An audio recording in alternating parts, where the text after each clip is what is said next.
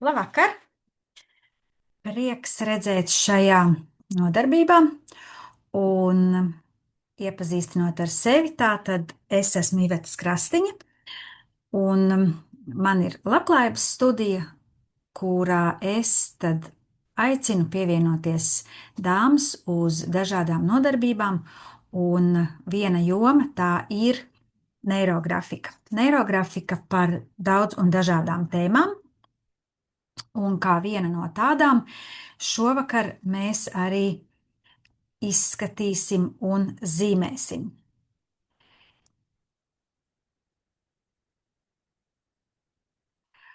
Un tā tad šī vakara tēma mums ir, kā uzlādēties bez kafijas, un izmantosim tādu algoritmu kā neirokoks. Tā tad, jā, un tieši runa būs par enerģiju, par to, kur tad tā enerģija mūsos ir, un kā šo enerģiju tātad padarīt klātesošu, un kā saprast, kur mēs katra varam šo enerģiju atrast priekš sevis, katra priekš sevis. Un vispirms sāksim ar tādu īsu ievadu, meditācijas tādu pāris minūšu, pirms mēs ķeramies klāt. Un tas, ko es vēl gribu tad atgādināt, ka ir jāsagatavo neirografikai sekojošas lietas. Dažādu krāsu flomasteri, tie varētu būt kādi 3, 4 krāsas, kādas tu vēlies, kādas tev labāk patīk. Tad ir 2 flomasteri, kur viens ir smalks, tātad marķieris tāds, kurš ir smalks, un otrs ir rupjais. Vai nu tas ir kāds rupjāks flomasters, melnais, vai marķieris jau pavisam resnāks, tāds būs nepieciešams mūsu nodarbībai. Un mēs strādāsim uz papīra lapas, parasti A4 zīmēšanas lapu, vai, ja tev nav A4 lapa, pārgriežam uz pusi. Kādēļ uz pusi? Tādēļ, ka lai tas darbs sanāk šobrīd mazāka formāta, lai mēs varam paspēt to izdarīt, bet ja tu skaties šo video, tad tev laika, protams, būs tik, cik tu gribēsi, un tad tu vari darbu arī veikt uz lielākas lapas, piemēram, uz A4 veselas lapas. Tas tāds ievadam ieteikums, tikmēr mēs varam sagatavoties jau, lai viss ir pa rokai. Ar šo te smalko marķieri mēs arī pierakstīsim dažas lietas, kas būs jāpieraksta, bet par to jau visu stāstīšu un rādīšu. Un tātad, atgriežoties un noskaņojoties šīs reizes nodarbībai, tad aicinu uz mirkli aizvērt acis un būs 3 dziļas ielpas un izelpas. Tā kā veiksim tādas 3, un izelpā piedomā pie tā, kā tu atlaid dienas steigu. Savukārt, ielpojot, ielpo nodomu veltīt šo laiku tieši sev un koncentrēties uz to, uz sevi, tieši uz sevi. Tā kā ielpojot, domā par sevi, par laiku sev, un izelpojot, atlaid dienas steigu.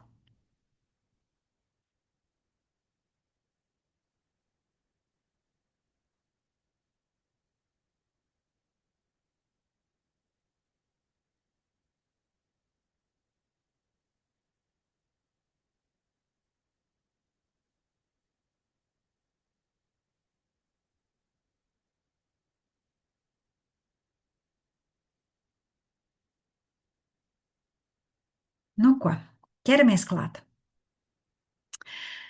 Mūsu nodarbība notiks 3 daļās, un arī par to es visu stāstīšu un rādīšu. Un tātad paņemam savu lapu, pusi no A4. Patiesībā var pat arī vēl mazāku, ja tu vēlies. Lapas izmēram pilnīgi nav nozīmes, jo izzīmēt visu var uz jebkura izmēra lapas. Paņem lapu, un es tūlīt parādīšu, kas ir jāņem tātad vērā. Šeit ir vēl vienreiz redzams, kas ir jāsagatavo,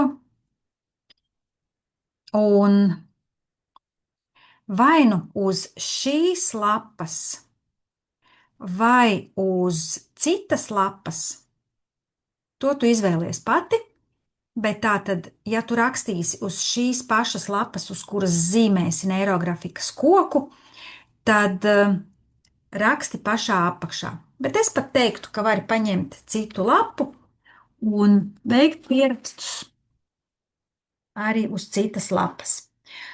Un šajā brīdī atbildi uz šādiem jautājumiem. Visu, ko tu vari iedomāties. Kas ir mans pamats? Uzdod sev šo jautājumu. Kas ir mans pamats vispār dzīvē? Kas ir manas stiprās puses, talanti, zināšanas, uz kurām es vienmēr varu paļauties? Un kas ir mani dziļākie spēka avoti, pat ja es tos ikdienā neizmantoju? Tātad, kur tu sajūti sevī šo spēku, šo atbalstu, šo pamatu? Pieraksti uz lapas. Nu, tas burtiski tagad pāris minūtes. Piemēram, tas varētu būt tava izglītība, darba pieredze, ģimene, darbs, finanses, automašīna, kaimiņš vai dzīvesvieta vai pilnīgi jebkas. Vai ja tev ir arī mājās mājdzīvnieks kāds vai mājlopi, dārzs, sabiedriskais transports iet turpat no tavas mājas, pie tavas mājas apstājas vai jebkas, kas vien varētu būt, kas ir tavā dzīvē, tās lietas, kas tev palīdz, savas pašas arī stiprās puses, kādi talanti, varbūt, ka tu spēlē kādu mūzikas instrumentu, vai esi sportiska, vai nodarbojies ar rokdarbiem, vai ir kādi citi hobiji arī, ko tu vēl dari, un kaut kas tāds, kur tu, tā, jūtos nevisai slikti, un tad ir tas, ka izdarīšu šo. Ir cilvēki, kas brauc ar automašīnu, un tas viņiem dod tādu gan brīvības sajūtu, gan arī ļauj sakārtot domas. Absolūti viss, ko vien tu vari iedomāties.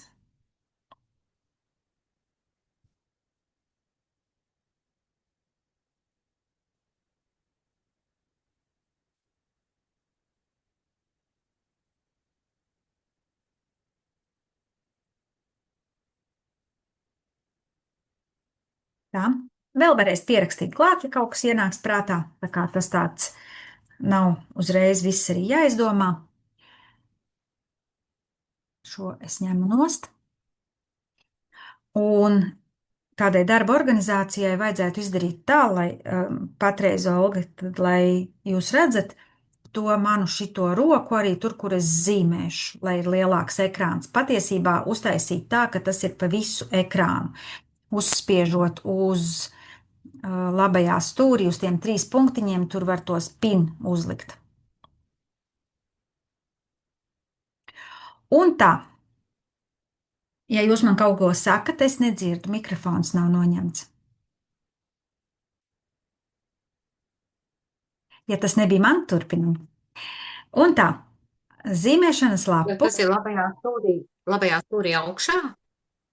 Jūs uz savu Labajā stūrī vai uz manu punktiņi. to lodziņu uzbraucot ar peli, jā, tur ir tāds, pakustinot peli ir mute, un otrs lodziņš ir ar 3 baltiem punktiem. Man ir telefons.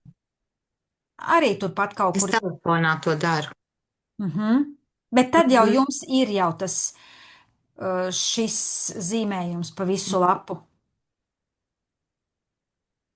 Jūs man esat pa visu lapu. Jā. Jā, tur vajadzētu atrast to mute. blakus tos trīs punktiņus. Jā, un tad es lieku ko? Pin. Tur ir tāds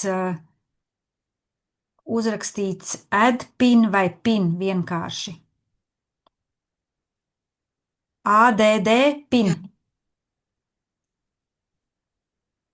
Jā, tad, tad es noteikti kaut ko nepareizi uzspiedu, un man tur tāds.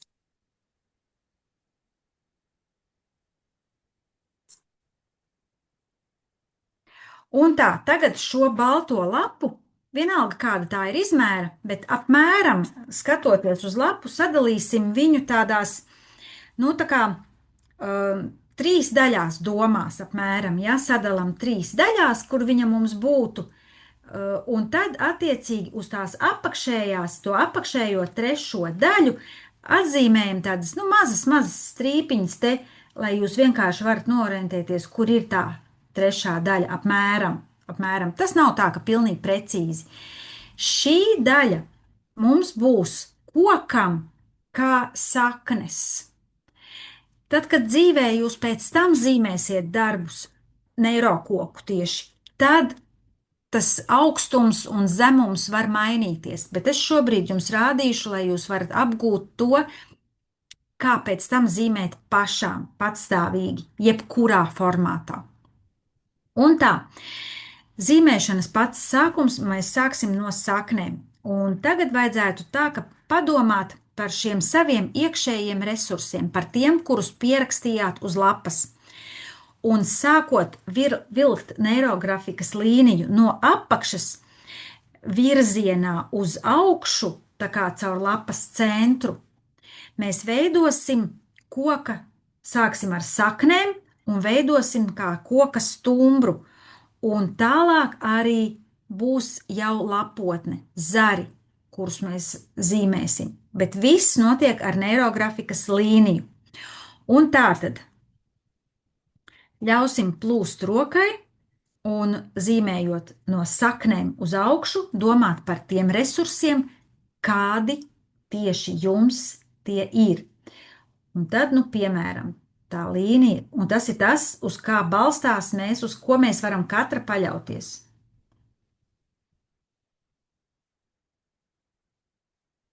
Nu, piemēram, šādi. Man gribētos uzzīmēt, ka ir apmēram abas puses kokam.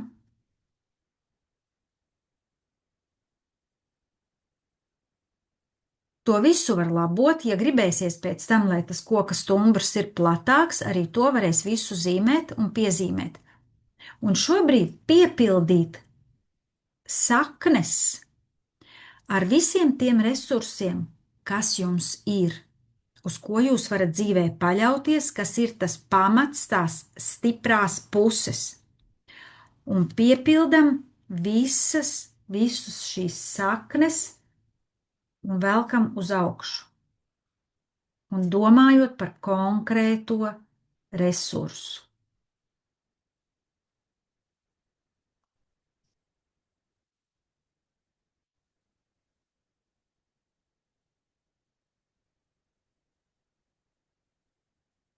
Un tad, kad jau tā kā ietrenējamies, ka šie ir tie mūsu iekšējie resursi, tad, protams, uz augšu, tad, kad aiziet, tie jau ir ārējie resursi, kurus mēs vēl varam iegūt. Nu, piemēram, ja man ir, ja man ir darbs, ja man ir izglītība, sāksim ar to, ja man ir izglītība, es varu dabūt jau konkrētu darbu, konkrētu amatu jau varbūt es varu pretendēt. Tas nodrošina manas finanses, es varu sevi pilnveidot. Un tā par katru no resursiem sākat domāt, tas, kas man ir, ko es varu ar to visu iegūt.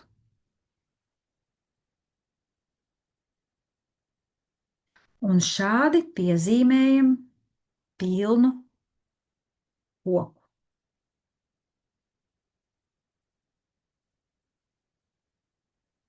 Un jā, līnijām ir jāiet uz augšu, no lejas uz augšu. Neirografikā lielākoties tā ir, ka līnijas mēs velkam no lejas uz augšu. Ir arī citi algoritmi, kur ir nedaudz savādāk. Un, ja arī mums iet uz sāniem kaut kur, kas ir pilnīgi normāli, tad, un ja kaut kur arī paiet uz leju, tad vajadzētu tā, ka nu, tas astīte galā aiziet uz augšu, uz izaugsmi.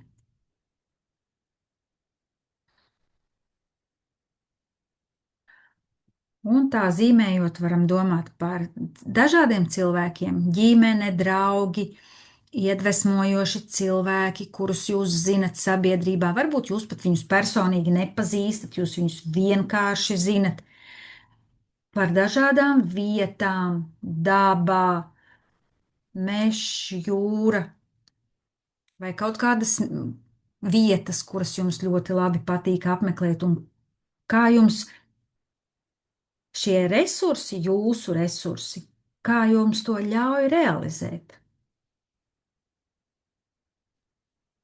Vai jūsu hobiji dažādi? Ja kaut kur ir vietas, kur gribas lapotnē vai kaut kur citur pievilkt kādu līniju, pavilkt garāku, nu, piemēram, tā kā man šeit ir tāds līkums, man šķiet, ka man te gribētos, nu, tā kā kokam zaru uzvilkt vēl papildināt, ja? Nav tā, ka visām līnijām ir pilnīgi jānāk no lejas. Līnijas var sākties arī kādas šeit un papildināt jau esošās.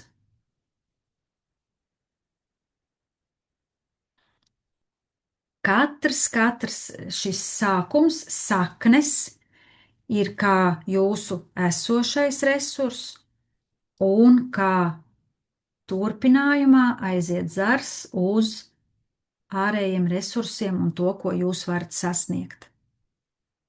Un varbūt, ka tas patreiz vēl pat nav, bet to var izdarīt. Varbūt, ka tas sapņu darbs vēl kaut kur ir, varbūt tiek krātas finanses, lai kaut ko iegādātos, varbūt tiek celta māja. Ja, tā tad ir jau pamats, jau viss ir iesākts, un tā tad tas būs gatavs, un tur būs vieta, kur pulcēties ģimenei. Arī to, kas pat vēl šobrīd nav. Un varbūt, ka ir pat kaut kas tāds, ko tu tikai vēlies, un kaut kad būs. Bet neirografika ir kā zelta ziltiņa, un ar to var visu piepildīt. Un tad, nu, ir tas, ka neirografikā, protams, mēs nonākam pie tās nopaļošanas. Arī šeit ir tieši tāpat kā visos citos neirografikas darbos, visi krustpunkti ir jānoapaļo. Tik pie neirokoka mēs vēl pievēršam uzmanību tam, kur mums veidojas lapotnē, tur, kur ir zari, kaut kādas figūras. Un tās mēs arī tad vairāk iezīmēsim, šīs figūras. Bet tātad kādēļ ir tie krustpunkti, tur, kur rodas krustpunkti, un kādēļ mums viņi ir jānoapaļo? Nu, tādēļ, ka smadzenēs mūsu zemapziņa tos uztver kā konfliktus un spriedzi. Un, nu, man tur kāds krustpunktiņš kaut kur ir, ja, nu, kaut kas uzreiz ir tāds neliels, tāds varbūt tāds pazib prātā. Un mūsu uzdevums ir šo spriedzi neutralizēt. Mēs to izdarām ar nopaļošanu, un nopaļošanu sākam no lejas arī, cik nu mēs varam pamanīt lejā tos krustpunktus, un virzamies uz augšu. Un arī lejā kaut kur mēs varbūt ieraugam kādu figūru, kuru gribas apzīmēt. Un, nu, nezinu, piemēram, kaut kur es ieraugu, jā, vai iezīmēt. Nu, šeit, teiksim, ja. Te ir tādi tā kā divi jau sāni aplītim, un, nu, man, nu, gribas tā, lūk, iezīmēt te pilnīgi tādu aplīti izteiktāku. Tas ir vairāk tas mans resurss, tieši kāds konkrēts. Jūs pat varat iedomāties tieši, kas tas tāds ir, kas ienāk prātā. To var pierakstīt uz blakus lapas vai otrā pusē, arī šai lapai. Var pierakstīt, kas tavuprāt tur tāds šķiet. Bet atceries, ka te veidojas atkal stūrīši, un tos arī vajag nopaļot. Iezīmēt tātad, lai viņi ir nogludinās, lai šīs konflikta situācijas ne dzīvē, kaut gan varbūt arī dzīvē, bet nu tādas, kas to spriedzi varētu radīt un kaut kādā brīdī varbūt neļaut piepildīties un realizēties, lai mēs nogludinam. Un tā visu no lejas uz augšu mums tagad vajadzētu visus stūrīšus nopaļot. Man kaķis fonā, nezinu, vai par dzirdēt, viņš te stipri kaut ko man aicina. Un jā, tā kā, un tad augšā tajā vainagā tur var būt arī pat varbūt vairākas šīs figūras, ko gribas iezīmēt.